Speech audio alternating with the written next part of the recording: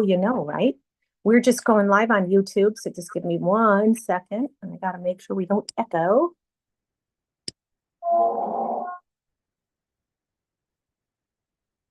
Jess isn't on, so I am making sure that we're doing all the things. Got to make sure that I do all the things for everybody. So good morning, good morning. It is Wednesday, 10:03. I am your host, Felicia Saracino, and we are here to talk about the senior market. So now for over 3 years in a row, seniors have been our largest segment of sellers. We know that. I've sent out that the demographics to everyone. And did anyone not get it or need a copy of it? If you do, please write in the comments DEM so I could make sure to send it to you. Got a couple of more people joining. And I could make sure that that is sent over to you. Demographics are great. They're great for you to screenshot and use those when it comes time for your presentations that you're doing.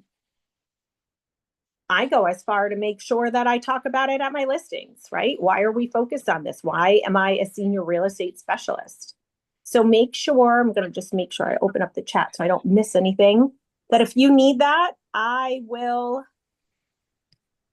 send that over to you. I sent over a bunch. I put it in the big Facebook group too. So I wanted to make sure everyone gets that. And Lisa said, I viewed another AL community and they want to partner with me. Kudos. Congratulations. Yeah, I was very, very pleased. They were very excited to have me there. And, I did what you said. How can I help you, build your business? And she just said, we're looking for people to partner with to help bring the community in. Would love to have you as a real estate professional come in and, even be able to speak to some of the families that are here, bringing their parents in and getting the lay of the land, because oftentimes you will hear that, yeah, well, we have a home to sell or something, and just understanding what they look like. And the conversation was kind of like, I understand if they're coming in, and maybe they want to give it a trial run, so they're not quite ready to list mom or dad's home, just to see how well they adjust. She said, yeah, but by making the connection, Mhm. and then you can be their resource. So when the time comes, hopefully they'll reach out to you. So we're Yeah. going to be starting to brainstorm on some things to do together. I was very excited. So kudos to you. I love that, Lisa. I know you've been working really hard on that. And I'm echoing just a little bit over here. We're going to fix that. And, partnering with an ALF is really important and getting that partnership together. Here's how you can, I'm going to give you a tip on how you can take that partnership to the next level. So we're going to talk about a couple of things today, on making sure that you are providing a white glove advantage to your home sellers and to your partners that you're moving in with. Okay.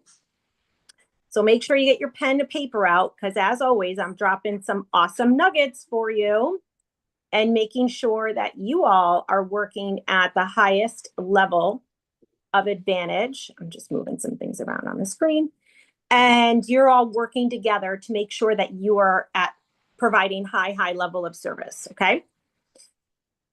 Do you all remember last week when I told you who one of my unexpected referrals sources were, and they gave me 9 referrals in the month of January? Do you remember what category that was with? Funeral homes. Funeral home. Funeral homes, right? You can't leave out the obvious. We all are going to need a funeral home in our life, in our lifetime, for our loved ones. We can't make sure we leave those out. But when we're talking about the white glove advantage, what happens right now is most agents, they want that listing, right? They want that listing at all costs.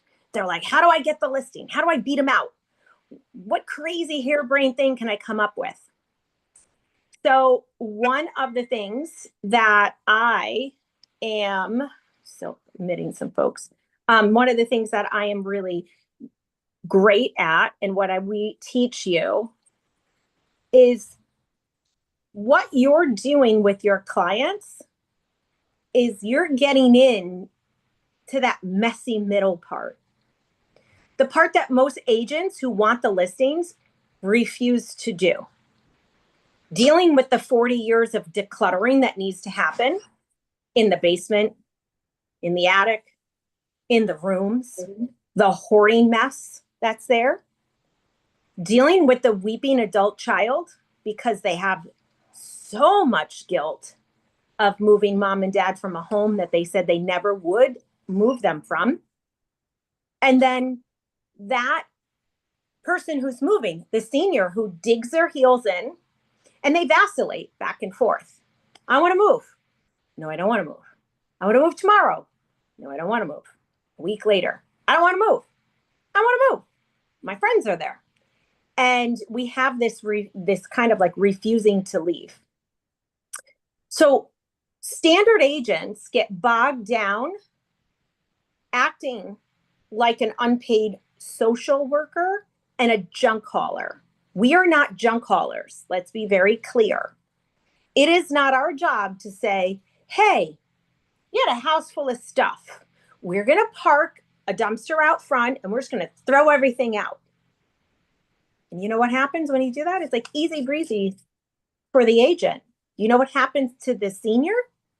They are emotionally distraught because what you just did was threw 40 years of memories away from them. And now they've taken you from up here to down here. That's what the average agent does. We help to take that emotional piece out by doing some very, very interesting things with our clients. Because if you're not getting listings, you're not losing deals because of interest rates, because of no inventory, because of high inventory where I am right now, because of all of the things that we use as excuses for not getting business. You're not doing it and you're not getting there because number one, you didn't give the family a reason to not be paralyzed with fear and overwhelm. You didn't do a good enough job at explaining it. You didn't learn enough to go in and help them logistically figure out how to get this done. So once we figure out those pieces, this is why you're all here. Once we figure out how to help this emotional paralyzation from the family and the senior, this goes super fast. Someone just needs the link to join. I'm going to send it to them really quick. And what we do is we make sure, let me go to invite and copy link. We make sure that we help them in each step of the way, figure out a plan. Now, I will tell you, the easiest way to do this is to make sure the person you're working with, and it could be the senior themselves, or it could also be the adult child, right? Right. I just sent that over so that there we go. So when they know where they're going, they know they could let go of where they've been. I typically will not work with a senior and put their home on the market if they haven't moved into senior living or have put a deposit down on that community. It is because they're trying to hold a foot in each world. If they don't know where they're going, they're not going to let go of their past. That home is not going to be listing ready and staged appropriate if they're still balancing the two things.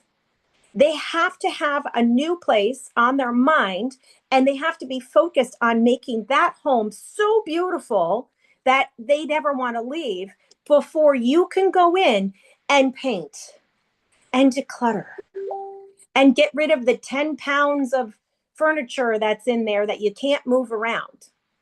Diana, you have a question.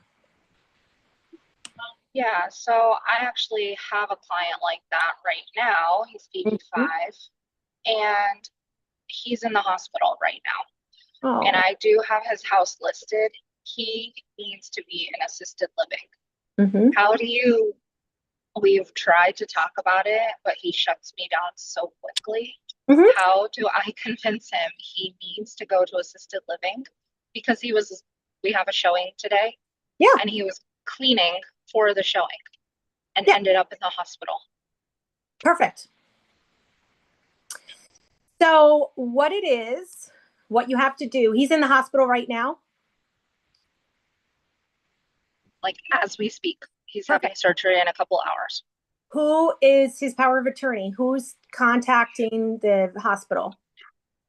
So I would assume it's his adult son, and he has refused to give me his son's information. So I'm going to reach out to his granddaughter here shortly and try to get in touch with the adult son. And he's out of state though. So the son's out of state. And how close are you to the hospital? 15 minutes. Okay. So on your path today,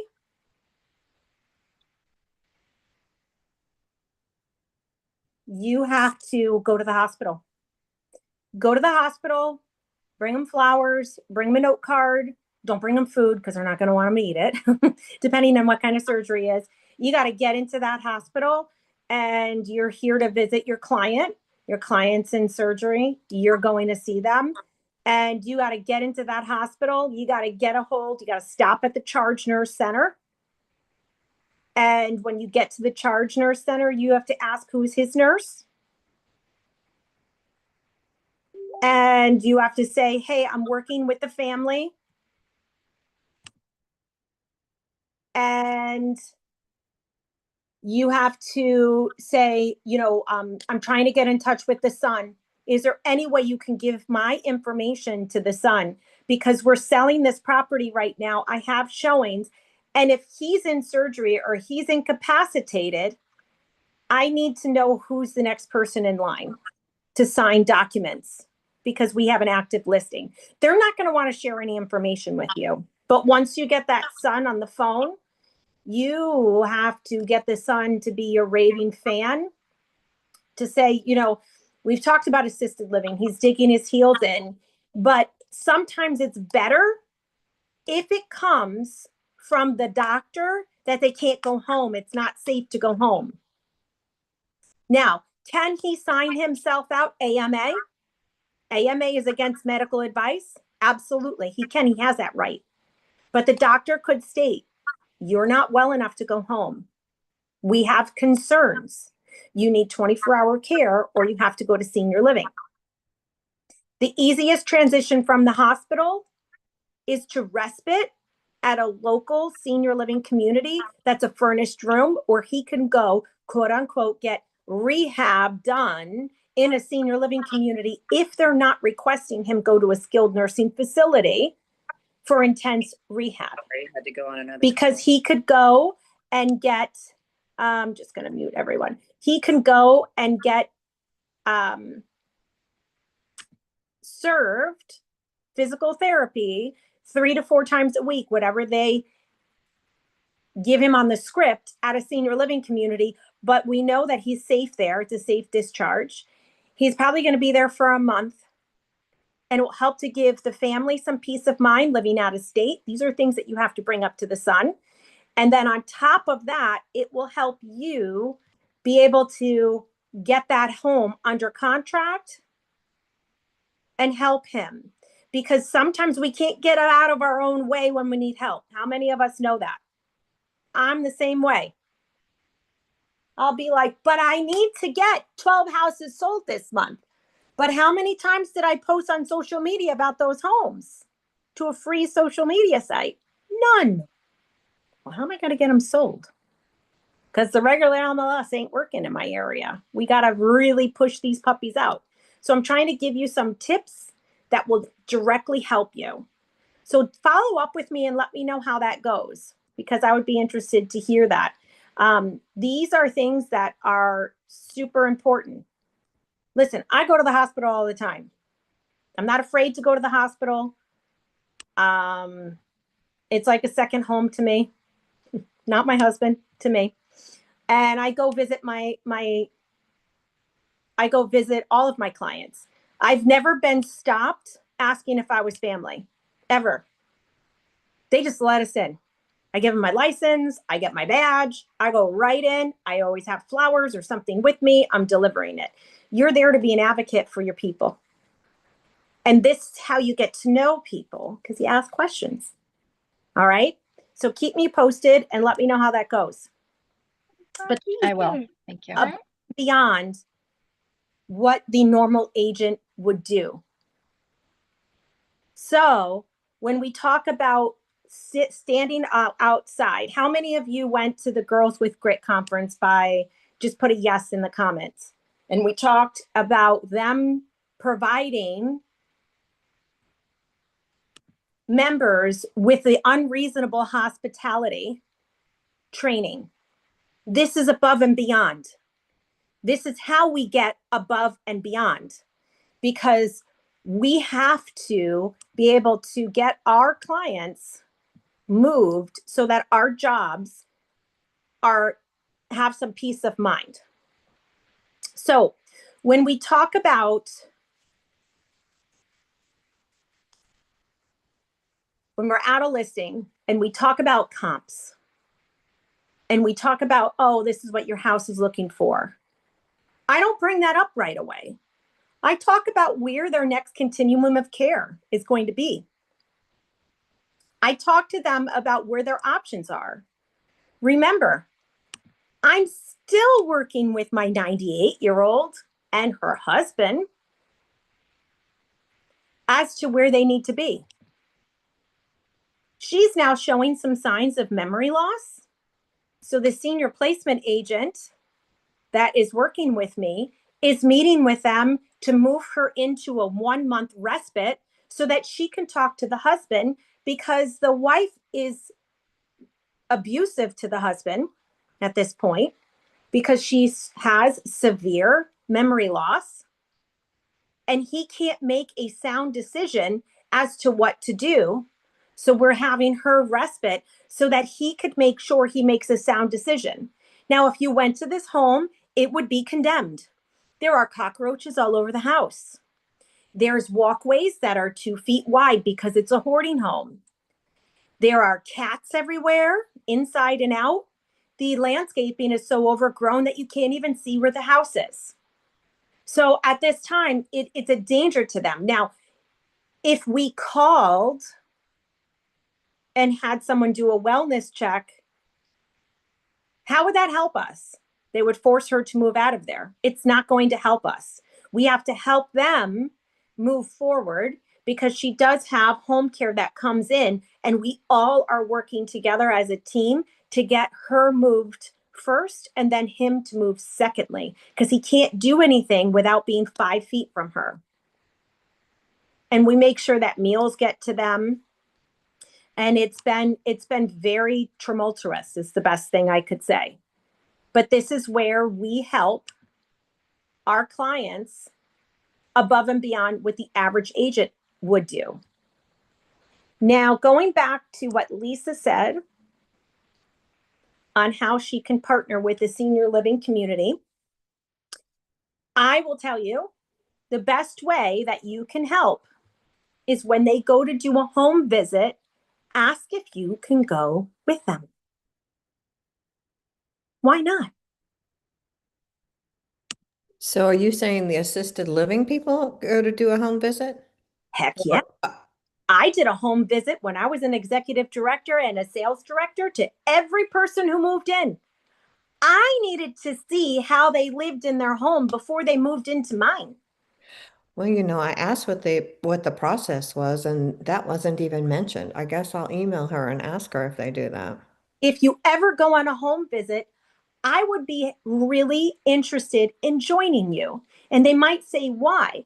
And you can say, well, sometimes we have some of our seniors who are on the fence because they're so overwhelmed as to what to do next.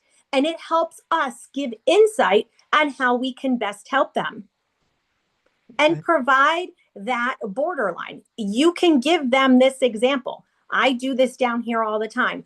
On the hard to budge people, my senior living communities call me to go do a home visit.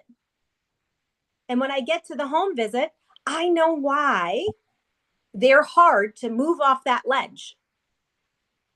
I know why they're not taking the next steps to move in. So what I do is I objectively handle all of their objections. Well, I can't pack. I can't move. I can't do this. I can't go do that. There's too much stuff in here. Can't you see? We have people who can help with all of this. Your job is just to get to your next level of living. My job is to help you master that. And once all of those objections are handled, they sign the lease and they move in. They send me in as a closer. We're a team. We all work together. We're here to help with the ultimate goal.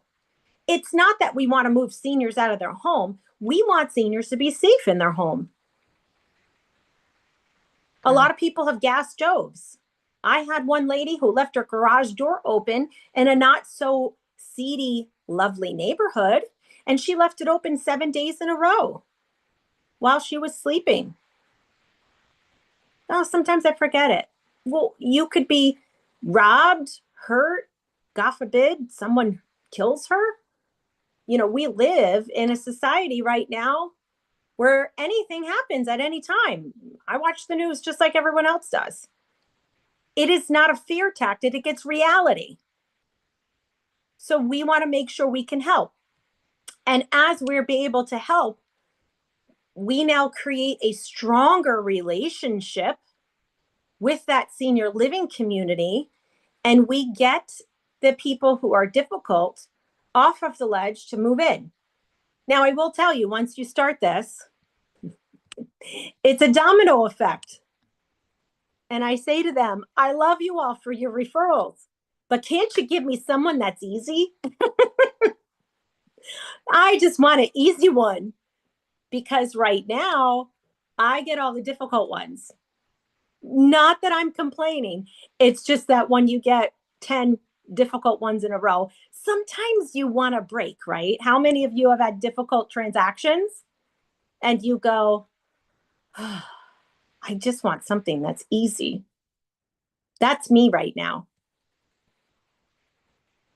So this is where we can help add another level of service. Questions, both questions on that? Thoughts, comments, ahas? Is it something you've ever thought of?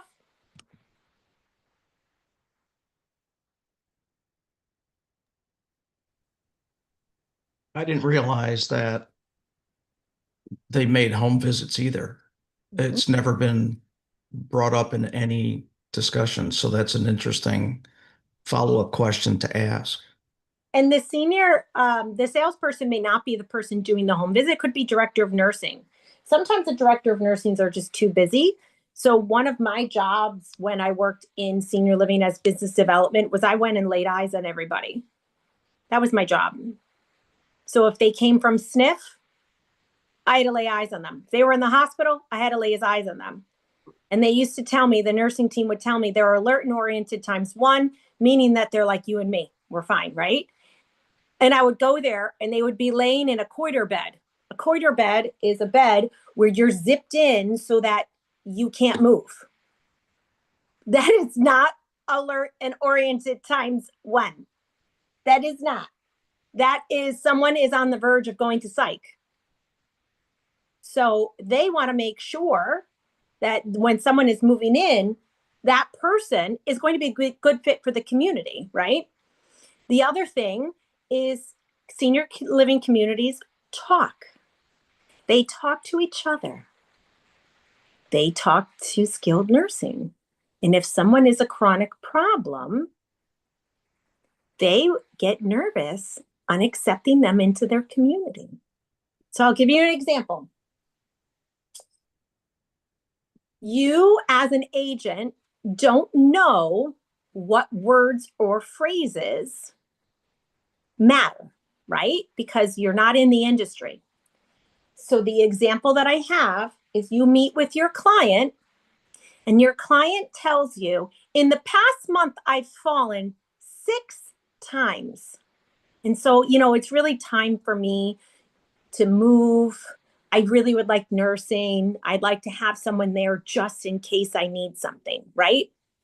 Now you're listening to that and you're like, yes, they're finally ready to move. I've been working with them for 6 months. And I'm just using this as hypothetical, but I did have this happen. Now you go and talk to the senior living community. And what's the first words out of your mouth? This client is so excited to move. She fell 6 times this last month. Do you know what the person and senior living hears? A fall risk that's going to be constantly in and out of the hospital. We have to make sure that, yes, you are not a clinical worker, but we do know that sometimes people exaggerate things, right? So we can't take everything they say at face value. But what we can say is she feels unsafe at home and she wants to be around people in 24-hour nursing. So think of them like you're protecting them for HIPAA compliance. I've always had to sign HIPAA compliances. Whatever my clients tell me, I keep to myself. Whenever I tell a story to you all, I switch it from a male to a female, and I don't tell you any names. This is because of my over 15 years of training on working with HIPAA. It's just second nature to me. So we have to be careful because the senior living community is going to do their own assessment and let them figure out if they're the right fit for them or not. It's not our job to talk about their care. It's our job to bring to attention that they are ready to move in because they want additional help with their activities of daily living. I see a couple of heads nodding. I have a question. Yeah.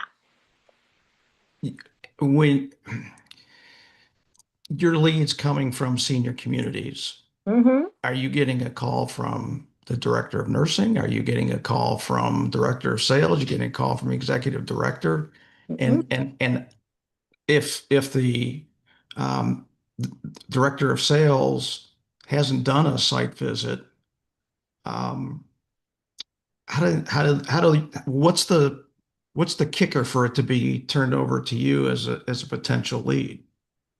So I'm going to make this very clear. As a former executive director for 2 buildings, business development for a CCRC, the only person that will refer to you is the sales and marketing director, the community development director, whatever they call their name, because they all have different names from different companies, right? The executive director does not refer to me. The director of nursing, they don't have time to refer to me. The sales director is the lead at this point.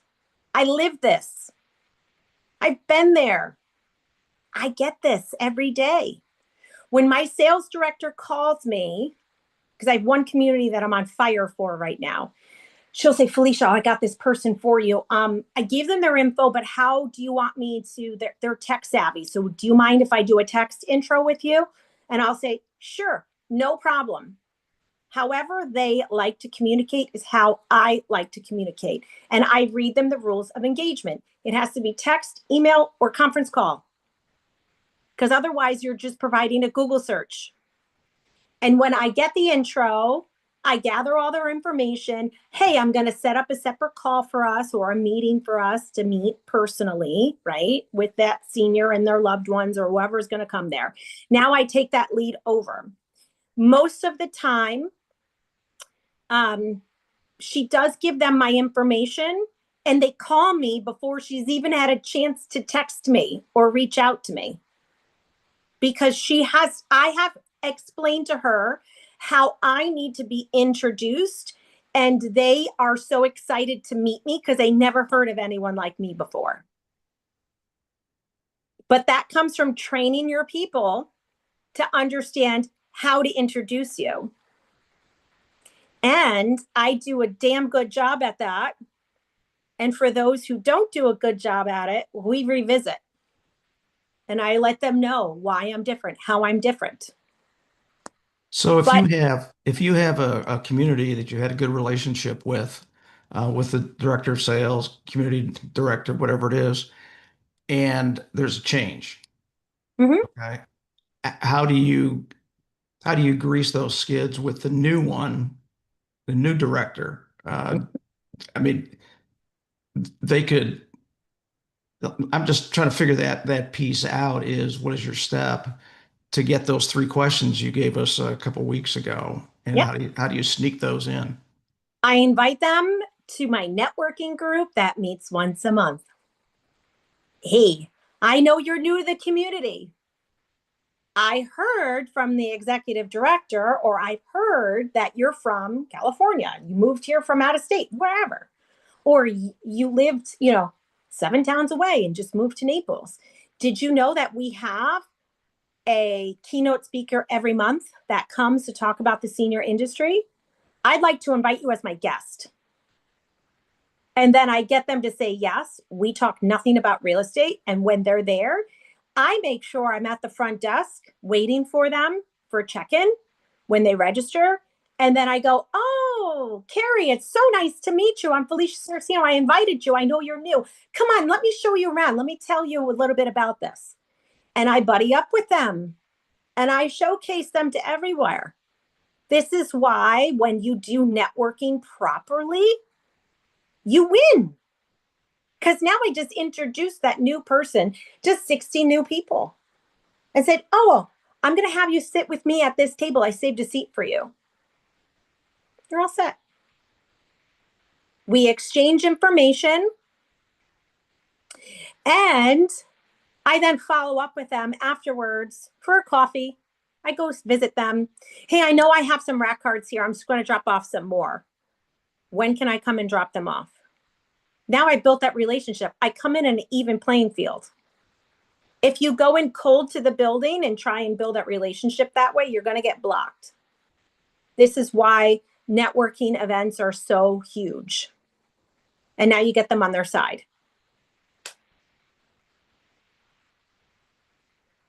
Make sense? And I know, David, you're a part of a networking group, and we're not talking BNIs. We're talking a senior focused networking group. And where do you find those? Just Google it. Google senior. Because I think I've tried to do that and I haven't been able to find one in our areas. I stumbled across it by having a coffee meeting with a whole home health care company. And he goes, you really need to be in this group that meets once a month. And it's called in our case, Greater Savannah Coalition on Aging.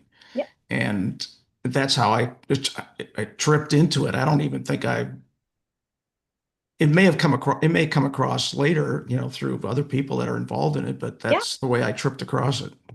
Absolutely. So yeah, and I would find them. And then on top of it, you can look for National Aging in Place Council chapters. I know there's another one called Sing. Mine's Naples Interagency. We're now opening up more interagencies. Guess what you get to do if you don't have one in your area? You can start one. You become the president, you become the leader of it, and you invite everyone together. And if you ever wanted a step-by-step way of how to do that, because you haven't had luck finding one, just drop into the comments network, and we have a way where you can create one in your area for minimal cost with maximum output. In the past few years, I've gotten well over 50 referrals from my networking group. And we now are calling our networking group a charity because we raise funds for scholarships for students going into the healthcare industry that serve seniors because they don't have enough workers to serve our seniors. And that's the gripe that we hear from all levels of care in the senior industry, from the hospital to the senior living community, to home care, home health, you name it. That is the biggest gripe. So wouldn't it be awesome if you were the president and you got up and we'll teach you what I do. I get up every month and say, hey, it's Felicia Saraceno with Everyday Home Team. Do you know that I sell real estate here in Southwest Florida and we serve seniors? Let me know how I can partner with you every single month to a minimum of 60 professionals. So now it really helps you to expand your network, right? So those are just some tidbits. I know we went over a little bit. Any last thoughts before we gotta hightail it out of here? I was just going to add for Lisa, when you're looking for people or places, when I first started out, when I would visit a sales director, I would say, who else should I talk to? Who else could you introduce me to? And it might be somebody at another community or a sister community or something like that. And are there any groups in the area that are senior focused in the industry? And so it's that part of that networking. But you're saying I'm new, who else should I know and what groups are out there? And that might be, and it could be a home care person that you talk with, or whatever those connections are, or a senior placement advisor. They're also really good about knowing about groups that they network in. Thank you. I did take David's advice and I just went in and just did Coalition on Aging near me. And I did find a page on a Northwest Florida area agency on aging. So I'm gonna explore that and see what I can get out of Explore that. it. That might be at a very high level, but just explore it and see how drilled down that they get. Yeah, because they do list my counties, but it says for Okaloosa and Walton County, this is the place to go. So I'm gonna explore that. Perfect. So I hope you all learned something today. For those of you who want to know a little bit more about Blueprint, we're going to follow this meeting with that. And I can send you the quick link for it. What is Blueprint, Felicia? Blueprint is a blueprint that I have put together for those looking to break in with a step-by-step process for ease. Just trying to get my Zoom link. You can come and join this Zoom link. I'm just putting it in the comments. Thank you all for grinning and bearing with me today. I can vouch for a Blueprint. I just purchased it from Felicia and I started it last night and it's already amazing. I've already taken a couple steps. Thanks, Tamara. Yeah, I'm really excited to dig into it some more. Yeah, so I have put together, I'm so excited, and you can join on that Zoom link, and it is on the Zoom link that Tamara's on. So for those of you who are on with Tamara, you can just stay on there. And I have taken over the 250 hours of coaching that I have done over the past almost 2 years and whittled it down to a 12-week program. And so I'm trying to make things faster, quicker, and more efficient for people so they can do a module, learn, and move forward, right? Because that is what our previous and our current students have said. I need to know, how do I get from A to Z the fastest? So that is what I have put together. And I'd love for you to join. So and Felicia, that link is not showing in the chat. Can you try again? you're in the link where the chat is. So you could stay right where you Okay. are. Lisa, Nikki, you all can stay in there. Thank Oh, you. okay. Okay. And so it's Lisa Kettner, not Lisa Norton. Sorry. There's a couple of you with the same names. Ooh. So if you want to join me, go ahead and join it. The chat has the link to it. I hope you all have a great day. Remember, you could reach out to me on DM me if you have any questions. I'm happy to help you. Christine, good luck on your showing. And I just put that in and I put a heart on it. So I hope